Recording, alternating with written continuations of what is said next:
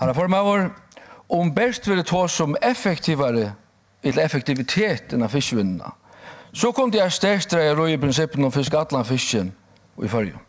Og så han dalt og avgøven ut av imskøsen i Førje. En utjavning av fiskerøyde dømes avgøven, men dette er ikke så einfalt. Fiskerøyde døme eier ved død, og eier tog å komme ødlom borgerne til gåar.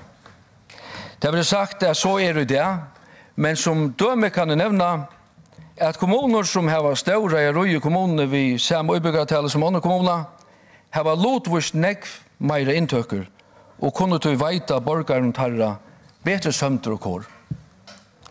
Som javna og med halvtid at en utjavning så til så eier litt inn i skibene.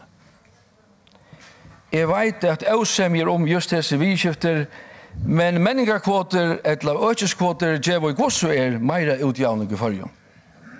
Flere har nevnt dømer Moaie og Vestmanna som gå dømer, og flere samgångene sier seg takk under vi hesson samt åreskiften i dag.